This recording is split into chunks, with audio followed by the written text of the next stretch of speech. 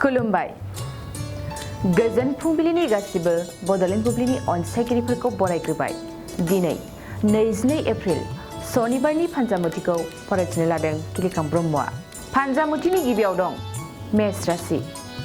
गोसोआव गोजोननाय गैयै थासारि जागोन न'खरनि जेंनाया नोंनि गोसोखौ असान्ति खालामगोन दुखुनि गेजेरजों समखौ बारहोगोन वृष राशि मोजां खामानि मावनानै मान सन्मान मोनगोन समाजाव मोजां खामानि मावनानै दिन्थिगोन मान मोननायखौ लानानै गोग्गानाय लागोन मिथुन राशि गावनि गोरोन्थि मावफ्लांनायखौ मिथिस्लाबनाय नङा गावनि गोरोन्थियावनो गिदिर खहा जानो हागौ खहानि फारसे सांग्रां जा कर्कट राशि न'खराव मोजांसिन सम न'खराव रंजानाय बाजानायनि सम फैगोन लोगोफोरजों मिनि खुसि दिनै समखौ बारहोहरगोन सिंह राशि थांखि जाफुंसारगोन दिनै जायखिजाया खामानिखौ थि समावनो मावफुंजोबनो हागोन गोसोनि मिजिंआ जाफुंसारनायाव उदां मोनगोन कन्या राशि नाङा फाङा ओरैनो बाथ्रा बुंलाबायगोन आखुथायावनो गुबुनजों गाज्रि मोनजागोन खोथा बाथ्रा रायलायनायाव सांग्रां जा तुला राशि नोंथांनि थाखाय मोजां सान जानाय नङा गारि मटर सालायनायाव सौदावनो हागौ गारि सालायनायाव सांग्रां जानाया नोंनि साबसिन वृश्चिक राशि हरखाब गुबुन जायगायाव दावबायनो थांखि लागोन न'खरजों दावबायहैनानै गोसोखौ गोजोन मोनगोन गिनाय सोरजिगोन धनु राशि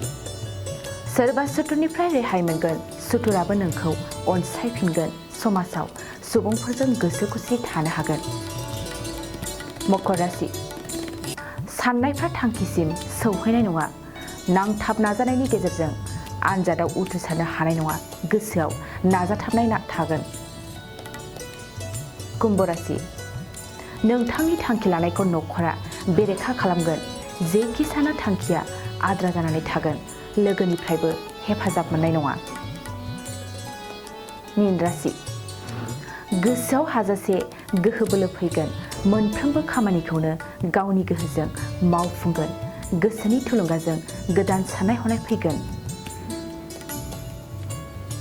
दिनै सानसेनि राशि फरायथिनायाबो एसेनोसै आसा खालामो नोंथांनि दिनैनि साना मोजाङै मोजां थांगोन बेखौ बड'लेण्ड बुब्लि न'खरनिफ्राय मिजिंथिबाय गोजोन्थों गोजोनथाव खौरां बङाइगाव मेरिडियान किया मटर्स श'रुमआ नोंथांनो लाबोदों गोदान अफार मेरिडियान किया मटर्स श'रुमाव नोंथाङा खम बेसेनावनो किया कम्पानिनि गुबुन गुबुन मडेलनि गोदान गारिखौ लानो हागोन बेनि अनगायैबो मिथिनो गोनां बाथ्राया बेनोदि किया कम्पानिनि 2022 मडेलनि गारिखौ गासै 40,000 रां रेहायाव मोननो हागोन बेजों लोगोसेनो बे श'रुमाव जेखिजाया कम्पानिनि गोजाम गारिखौ सोलाय सोल' खालामनोबो हागोन दासान्दि बे अफारा सोलिगासिनो दं मेरिडियान किया मटर्स श'रुमआ सा बङाइगाव साफागुरि रड आगराला देहा फाहामसालिनि साखाथियाव थानाय महामाया हटेलनि अपोजिट साइडआव दं बे अफारखौ मोनफुंनो थाखाय नोंथाङा अनलाइनबो बुकिं खालामहरनो हागोन लोगोसेनो गोबां मिथिनो थाखाय थोंजोङै 7099003414 नङाब्ला 8822790662 जानबुं अनजिमायाव जगाजग खालामहरनो हागोन आरो बङाइगाव मेरिडियान किया मटर्स श'रुमाव थांनानैबो नायनो हागोन